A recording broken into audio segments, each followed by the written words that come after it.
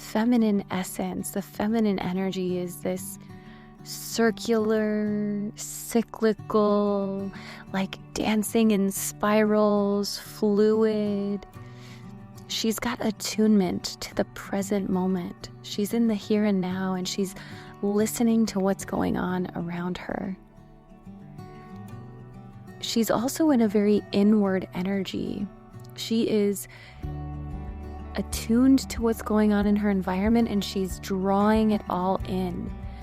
Like a Taurus, she's really magnetizing, drawing in, and receiving all of the energies around her. And then she's creating and responding based on what she receives. Where the masculine energy is this forward moving, charging ahead, straight line, efficiency, it's got direction. It really moves things forward in life. It makes things happen. And this masculine energy is like giving. Think about like a sun radiating energy. So it takes the energy that's within and it expresses it outwardly. It's this outward expression of giving. Giving of the self, giving of our truth, giving of support. And there are parts of our masculine, because of conditioning and how long society has been amplifying and building masculine on top of masculine traits, qualities, values, things that are celebrated. There's the masculine parts. Everybody's got different parts, different types of masculine. But there are some parts of our masculine, or some parts of the masculine in all of us, that fears the feminine. We fear slowing down to rest, to rejuvenate, to replenish.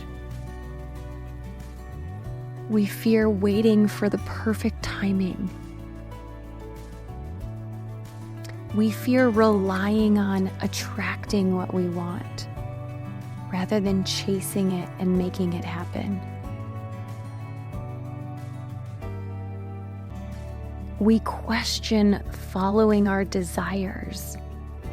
Is that really a good place to make decisions from? Can we trust that? Is it safe? Will that get us where we want to go? So there's this part of us, because of cultural conditioning, that really rejects other parts of us. And that doesn't mean that a healthy masculine, an integrated masculine, will have that same fear or repression or suppression. But it does exist. And so when I think about the healthy balance of my masculine and feminine energies, so the masculine in me sets boundaries. It puts it on my calendar. It sits down. It puts pen to paper. It's ready to get things done. And the feminine in me tunes in. She takes a couple breaths. She connects to how it feels in her body the moment she's about to write. She sets her intention and sacred space, and then waits to receive the intuition and the insight that comes through. My masculine wants to move forward on ideas and projects, and my feminine wants it to feel good along the way. She wants to take the scenic route and stop for a hot bevy and a sunset. So when we're in harmony, these two aspects of ourselves, they're not black and white. We're not in our masculine or in our feminine. When we're in harmony, these two are in a dance. They're playful. They're co-creating with the essence of who we are. They're actually co-creating the expression of our essence. And so if we find ourselves really stuck in one or the other, whether that's masculine or feminine, when we're out of balance or we find ourselves repeatedly in one area, like, I just gotta keep going, gotta get things done. Or I can't step into something. I need to stay right here. I keep repeating this cycle. I'm going in circles. Two very black and white expressions of the masculine, feminine energetics. Usually it's because of a fear that we're compulsively in one, or we're avoiding being in the other.